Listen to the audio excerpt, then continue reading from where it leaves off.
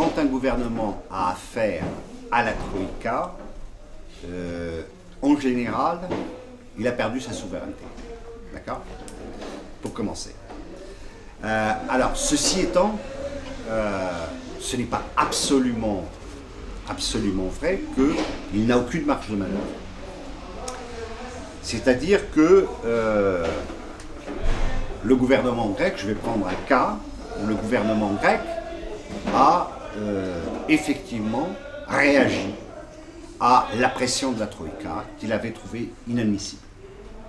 C'est quand Georges Papandréou, à Cannes, a dit à Merkel et à Sarkozy, qui arrivaient avec tout le programme qu'il devait suivre et se taire, qu'il allait le soumettre au référendum. Qu'est-ce qui s'est passé?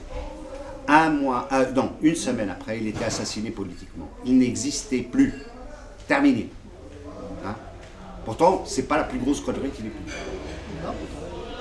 Donc, simplement pour montrer que l'on peut réagir, mais que cela n'est pas toujours très facile.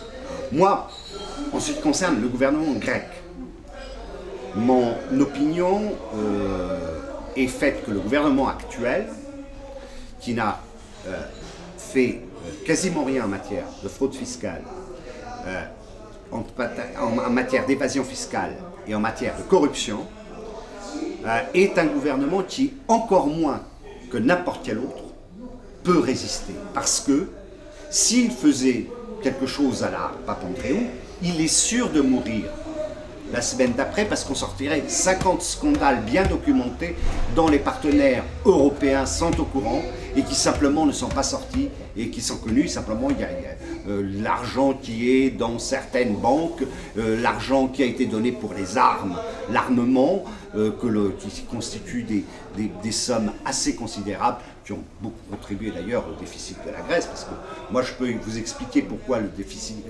la Grèce avait ce déficit de 129% par rapport à la France qui était à 60%. Ça peut être intéressant, justement. Pourquoi hein?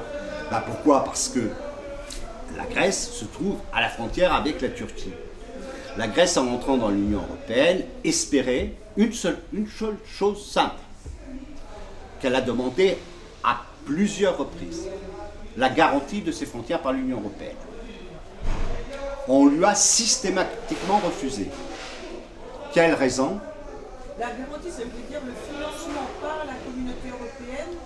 C'est-à-dire que si la Grèce était agressée par la Turquie, l'Union européenne s'engageait à intervenir pour rétablir les frontières. D'accord? C'était ça, la demande grecque. La demande grecque n'a jamais été prise en considération parce que la France, l'Allemagne et l'Angleterre préfèrent avoir, mais aussi les États-Unis pour des raisons géopolitiques, préfèrent avoir une Grèce qui est en conflit avec la Turquie et qui se surarme. Les dépenses et également de pouvoir dire aux Turcs: les Grecs ont acheté 5 frégates, vous devez en acheter 6. D'accord? Et c'est comme ça que ça s'est passé au cours de ces 30 dernières années.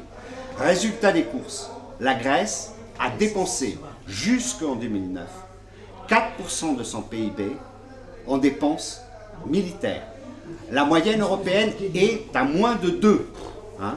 Moins de 2%. Et les 2% supplémentaires, c'est ce surarmement qui a bénéficié d'une subvention nette et claire aux industries militaires françaises, allemandes et anglaises. Ce 2% multiplié par 30 ans, ça fait 60% de dette. Ce qui explique la différence entre 60 et 120. On n'a pas besoin d'aller chercher ailleurs. Bien sûr qu'il y a d'autres causes.